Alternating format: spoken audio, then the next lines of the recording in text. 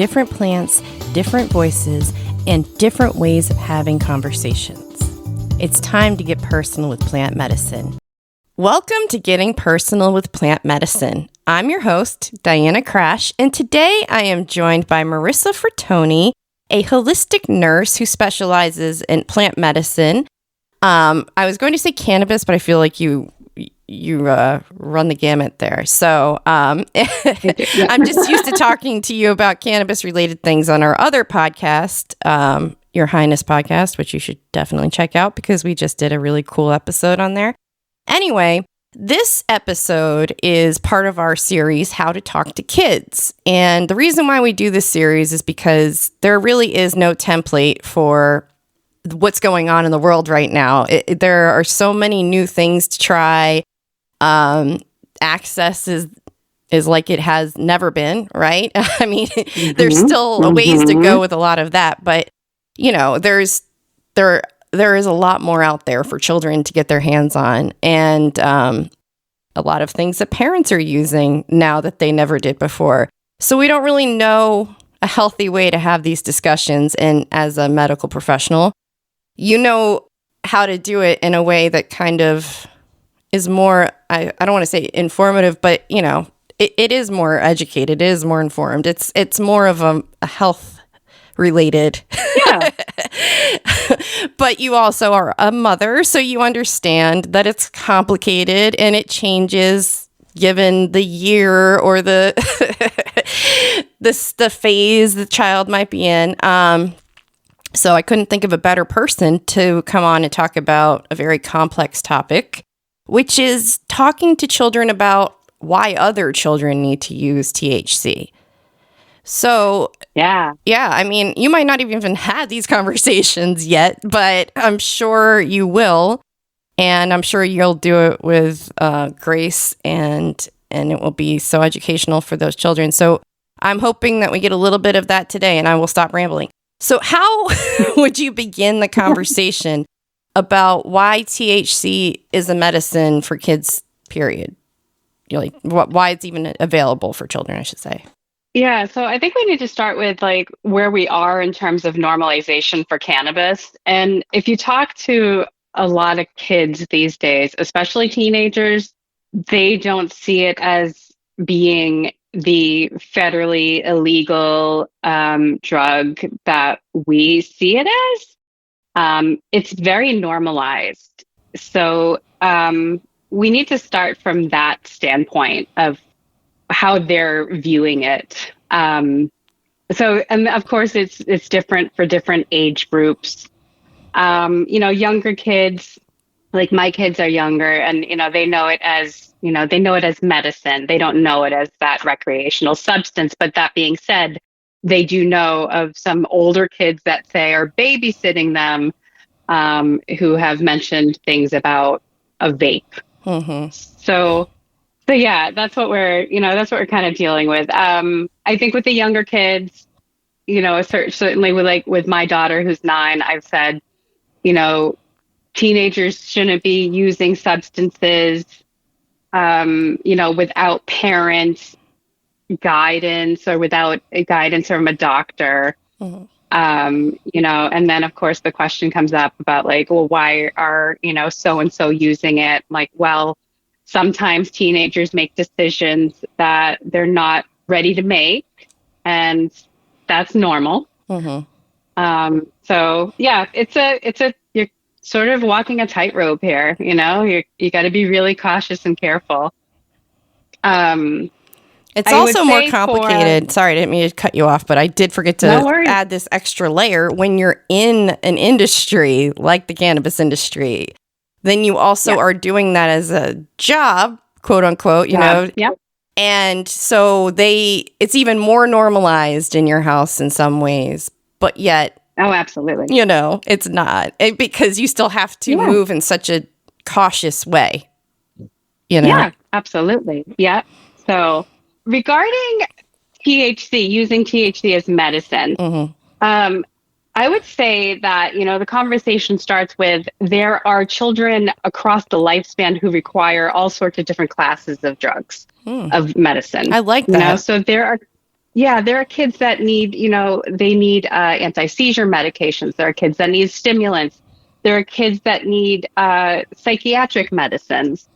There are kids that need chemotherapy. And, there are kids that are managing chronic conditions that require the use of cannabinoids. So, from that standpoint, I think that's where we need to start when we're talking about THC as medicine for children, is that there absolutely are people across the lifespan, from very young to very old, that require the use of cannabinoids for their health. Yes, that's really good. And I just like what I think about is how they notice that other kids in class, this isn't something that's super common right now, but there are situations where a child might have to be taken out of class to use some cannabinoids. I don't know if it, Yep. maybe THC, maybe not, low THC, something like that. So in that situation, it becomes, I feel, very complicated to discuss because, like, we give our son CBD. He's autistic, but would I say everyone should give their children CBD? Like, I don't know. I don't know at this point. So then I think even further than that, what if his treatment plan does start to include THC? Then how do I explain if he has friends over or so? Yeah. Yeah, yeah. I think it's like with anything, I think for a certain age group, that information is absolutely private, So younger children, you're not going to tell, another kid that that your child is using a certain other type of medication necessarily. People aren't out with like, oh, my child, they might be, but, people might not be out with my child requires an antidepressant, Mm-hmm. you know? So I also think that when they get older and sort of this information does get out, it's just about providing information about why they're using it and what the effect is for them. For kids that are on the spectrum, it's typically for behavior. It's for, it has a calming anti-anxiety effect. It helps them manage their overstimulation. It helps them Anxiety. be calmer in the moment. Yeah. So, yeah, I would just, we don't want to sugarcoat it. And we don't want to hide things. We just want to inform and educate other people. I think the sticky point with cannabis is that you brought up a lot of, children that may need to leave the classroom to go have it administered at the nurse's office. Most schools nationwide don't allow that yet. Right. But I mean, I know that usually if that does happen, the parent would have to go to the school, right? And Absolutely. then they would have to do it. But yeah, so, but that could be on the horizon in the future, something that I feel like could be a possibility. Yep, absolutely. Yep, absolutely. And, to that end, I mean, healthcare professionals really need to start paying attention to cannabis medicine, cannabis science, and the endocannabinoid system. Yeah, I mean, telling them or asking why they need it instead of saying just don't use it. I mean, you were talking about teenagers, and that is another part of it because I have spoken to teenagers who used it openly and their doctor knew that they did. It wasn't prescribed, quote unquote prescribed. They didn't have a medical card. Let's say that. But the response was, well, as long as you're, not abusing it, like basically, and from a harm reduction standpoint, like I would, if this is helping you with panic attacks, then, So I wonder, in that scenario too, how do you change that conversation? Because medical cards might not be a possibility. And then also it's like you want to just make sure that your child is informed. I mean, how would you navigate that conversation? So I think teens are, they're definitely susceptible to a lot of what's available very readily. And we do have concerns with teens consuming, cannabinoids in a way that have frankly never been consumed before by any human being on earth. We've never had it so accessible before. And we've never had the level of potency available before. So we're certainly worried about neurodevelopment, about their brain health, about, long-term effects. But I do think with teens, we have to be really cognizant of why they're using it and helping them understand that tuning into your intention for use is a really important practice that's going to serve you throughout your life. I think we have a lot of addiction and substance use in this culture, and these are ways to help people use substances in a healthy way. Is start to build that intention for use. So for a teen, I've had these conversations. So why are you hitting your vape pen? Mm-hmm. And a lot of times they have to go kind of into this discovery of like, they didn't even recognize why they were using it. They just knew that it was helping them feel better, or they knew that they were escaping, but they didn't put it in those terms.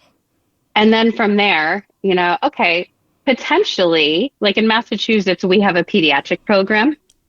So potentially we could say, okay, instead of using the vape pen, what if we get you a card? Your parents can go through the system, register as your caregiver, and then you'll have access to regulated medicine in a dispensary.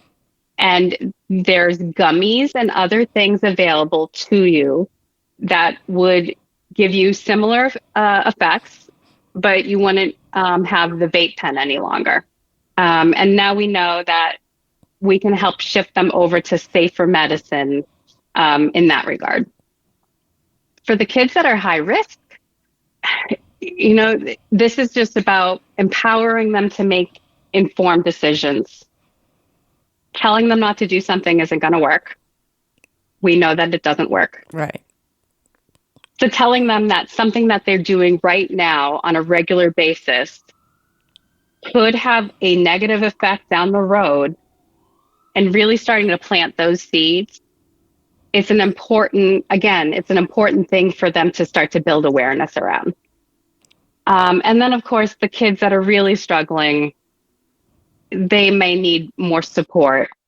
So getting them the support they need, a counselor, a therapist, maybe even other support services for substance use, we might need to come into play.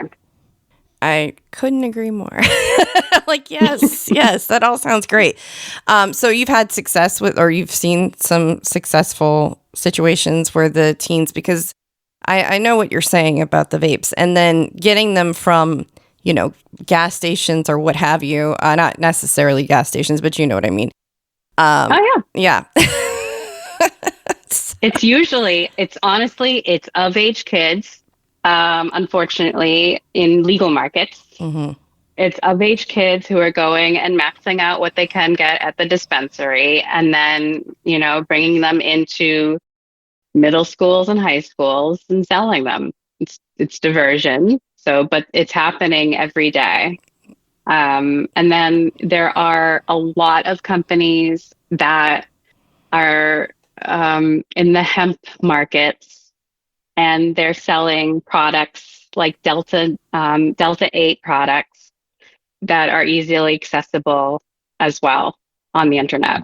Yes, and I didn't plan to include that in the conversation, but it does make it extra sticky, because when they have the same effects or similar effects as natural THC, or I don't even know how you say it anymore. The THC from cannabis. Yeah, I mean, there's the plant-based, natural plant-based stuff, and then there's the synthetic. But yeah, it's all, and it's really, there's a lot of gray area. Yeah, there's a lot of gray area. How do you get kids to really pay attention to all of that gray area? You know what I'm saying? Because, well, you know what I'm saying. But that's what constantly plays in my mind is, how do you even begin to unravel that gray area? I mean, medically speaking, you can show them certain things and have them read certain things and all of that, but how far does that really go? Because I read a lot of that stuff too when I was younger. Well, not really about cannabinoids, but I read about a lot of other substances. I mean, I think it does help in some ways if they're interested, right? Like Yeah. reading about LSD kept me from doing it, doing a project on that. Mm-hmm. But Mm-hmm. but I'm just trying to come from a place that's not fear-based, and it's hard to Sure. do that when, like you said, it's so accessible and it's becoming so normalized. It's Mm-hmm. hard to say, well, that's not okay for you, but it's okay for that person and that person and that person. But I Mm-hmm. like what you said about like the planes and trying to figure out why that person is using it and look at it from that view. I think that does, as long Yeah. as you bring it back to that, right? So in that vein, how would you teach a child to support a friend who is needing that medically, who has a medical card, but is like a little bit afraid, because maybe they grew up in a household that wasn't supportive of that? Mm-hmm. Yeah, I think, stigma is still real. And if a child comes from a household where the parents, the grown-ups that they're with are really subscribing to stigma, that's hard to shift. But I will say that, the medical cannabis space does build bridges. So if a child is exposed to another child who, say, requires cannabis for seizures, and then that information goes home and says, hey, so and so is using cannabis for seizures. A lot of times that may actually translate to, like, oh, well, that's interesting. That's a good use for cannabis, And so I think for kids, again, it's just we're lacking information, the core information about why people use cannabis. And I think as we roll out painfully slowly whatever legalization is going to look like, we'll start to put these pieces together. Everyone has an endocannabinoid system. Some people's endocannabinoid systems don't work as well and require some supplementation to function better. Um, again, we're just not there yet. We've got a long hill. We got a tall mountain to climb up. Absolutely. So, before we end, do you have any last bit of advice for parents or teachers or caretakers who need to have some of these conversations about the differences in medicine and recreational, or just, where do they begin, kind of a thing? That was a not really good question, by the way. I was like, I started off as a question and then I just kind of was like, anyway. All right, sorry. No worries. I think with teens, especially, I think we're the group that we're most concerned about is teens, and we're seeing it even in the preteens. So I would say anywhere from 11 to early early to mid 20s. This is the group that I would say is probably at the highest risk. And we just it's hard to help a child understand, they don't have that prefrontal cortex. They don't have the part of their brain that really helps them make good decisions yet. And that doesn't really fully form until mid 20s. I would say one way that I've gotten through, not really gotten through, but have resonated with kids who are at risk is, why are you hitting your vape pen? Oh, because it makes me feel better. I feel so, and they usually describe symptoms of anxiety. I'm like, okay, that's cool. I'm glad that you have recognized that it helps you. What if I told you that if you continue to use it the way that you're using it, you may have a chronic, or you might be feeling those symptoms all the time, every day for a long time, if you don't think about changing your use. And sometimes that's what gets in. It's like, do you know? Because this could go the other way. Everything gives, everything takes. So if you're using something over and over and over again, eventually it's going to stop working. And with cannabis, we know it can start to swing in the other direction. So for people that are inherently anxious, we do know that it can help. but it can also really hurt. And sometimes that's what kids need to really start to know, is that you could affect your brain in a way where you might be left with a significant mental health problem that is hard to treat later on.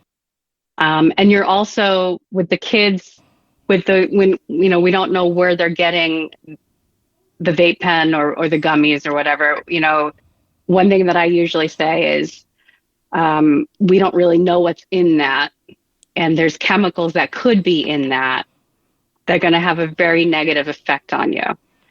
And at first, I think a lot of teens are like, they're kind of like, it's not going to happen to me. But over time, especially the older kids, I would say older high school, early college, they're starting to see friends that are having some negative effects. Mm-hmm. And a lot of the change in behavior does come from their peer group. Yeah, they have to see it in their peer group. So true. I mean, you remember what you were like as a teen? Yeah. Well, I was just going to say, one really good example of that is I did not do Molly, but my friends were doing it, and I saw what was happening to them, and I was like, no thanks, I'm good. And it made one of my friends, I mean, she just couldn't feel anything, Mm-hmm. I mean, she was able to recover eventually, but it makes me, I was actually thinking while you were talking about that, which the challenge being, I just think about that situation. I think about how teens want to feel good, Mm-hmm. and Mm-hmm. it's like that temptation of, do I want to feel really good right now? Or can I really believe the fact that this will, doing this in a different way will make me feel better in the long run? Mm-hmm. Yeah. Yeah. I like to try to drop in things that teens can do to help them feel better without the use of a substance. And again, you've got a very quick little window if you've got their attention at all. So sometimes if I can get them to breathe with me, we'll do that. A really quick breathing meditation, just a few really good deep belly breaths. Have them tune in before and tune in afterwards, but it's like a whole minute of a little bit of tuning in. And sometimes that plants a good seed as well that carries them forward. Helping them understand that you can help yourself feel better without the use of anything outside of your body. If you don't have a diagnosis, I'm just saying these are the recreational users.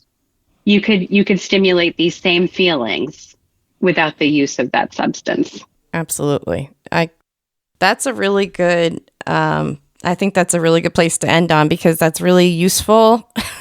And Mm-hmm. I appreciate that. And I know there's no right answer, but I know that you do a lot of work to help people figure out the right answers. So before we end, where can people find you and how can they support you?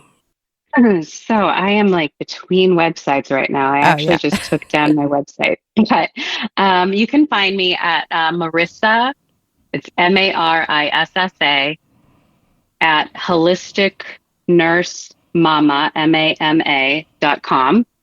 And you can find me on LinkedIn as well. I'm usually there. All right. Well, we'll link that in the notes section. But anyway, thank you so much for joining me. And I really always appreciate talking to you. Same, girl. This podcast has been a product of Your Highness Media. Each episode is written, produced, and edited by Your Highness Media. Thank you for listening.